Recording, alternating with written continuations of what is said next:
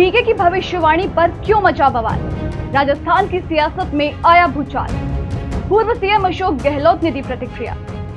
नमस्कार, आप देख रहे हैं एनडीटीवी इंडिया। मैं हूं आपके साथ चारू पारीक। लोकसभा चुनाव 2024 में मतदान का सिलसिला अब अपने आखिरी चरण पर पहुंच रहा है। वोटिंग तो लगभग हो गई है, मगर नतीजा किसके पक्ष में आएगा, अब हर जगह यही बहस हो रही है।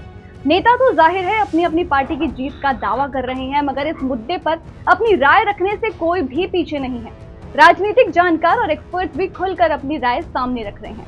इसी तरह पॉलिटिकल स्ट्रेटेजिस्ट यानी कि राजनीतिक रणनीतिकार प्रशांत किशोर ने भी अपनी राय सामने रखी थी। पीके जो कि अक्सर चुनावी भविष्यवाणियां करते हैं, एक बार फिर उन्होंने एक भविष्यवाणी की जो बीजेपी और पीएम के पक्ष में थी। अब जाहिर है कि ये कांग्रेस पार्टी को तो रास नहीं आने वाला था। ऐसे में राजस्थान के पूर्व मुख्यमंत्री अशोक गहलोत ने अपनी कड़ी प्रतिक्रिया सामने रख दी। अशोक गहलोत ने एक्स पर लिखा, चुनाव में मतदाताओं का मूड भांपने के बाद बीजेपी अब पूरी तरीके से हताश हो चुकी है। बीजेपी ने अपनी सभी नेताओं और समर्थकों को निर्देश दिया है कि जिस भाषा में वो बीजेपी की प्रचंड बहुमत से जीत का दावा करते हैं, उसी भाषा का इस्तेमाल करें और बीजेपी के पक्ष में जनता में भ्रम पैदा करें। यही कारण है कि अचानक ही तमाम राजनीतिक विश्लेषकों, अर्थशास्त्रियों और पत्रकारों समेत तमाम लोगों की भविष्यवाणियों की बाढ़ आ गई है, जिनमें प्रशांत किशोर भी शामिल हैं।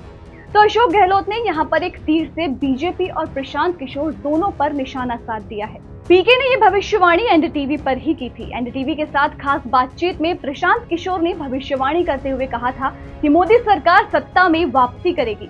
उनके मुताबिक देश में मोदी विरोधी लहर देखने को नहीं मिल रही है। मोदी के नाम पर बीजेपी इस चुनाव को जीतने जा रही है। मैंने कम से कम अपना जो नजरिया रखा है कि मुझे लगता है कि किसी भी तरीके से आप चुनाव का आकलन कर लें, ऐसा ही लग रहा है कि BJP, Modi led BJP NDA सरकार वापस आ रही है।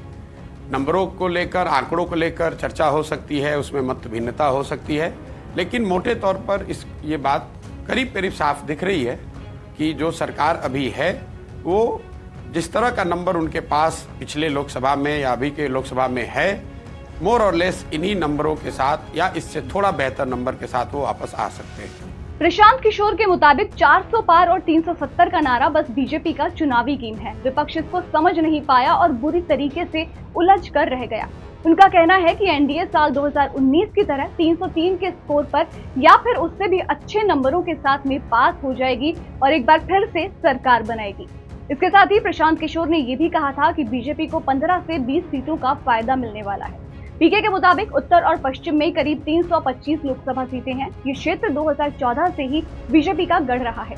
इस लोकसभा चुनाव में भी पश्चिम और उत्तर में बीजेपी को कोई खास नुकसान होता हुआ दिखाई नहीं दे रहा है। वहीं पूर्व और दक्षिण में जहां करीब 225 सीटें हैं, फिलहाल बीजेपी के पास इन राज्यों में 50 से कम सीटें हैं। पीके ने कहा कि भले ही पहले बीजेपी का प्रदर्शन इन राज्यों में अच्छा नहीं रहा हो, लेकिन इस चुनाव में ओडिशा, तेलंगाना, बिहार, आंध्र प्रदेश, बंगाल, असम, तमिलनाडु, केरल जैसे दक्षिण पूर्वी राज्यों में बीजेपी की सीटें घटने के बजाय बढ़ेंगी। यहाँ पर पार्टी को कुछ सीटों में 15 से 20 सीटों का फायदा होता हुआ दिखाई दे रहा है। इस बात पर अब राजस्थान के पूर्व मुख्यमंत्री ने पलटवार किया है। खैर, चुनावी माहौल में बयान, वार, पलटवार ये तो चलता ही रहता है, मगर बस 11 दिन और फिर सारी की सारी तस्वीर साफ हो जाएगी। 4 जून को जब नतीजे आएंगे तो पता चल ही जाएगा कि किसके दावे दमदार साबित होते हैं और किसकी भविष्यवाणी सही निकलती है।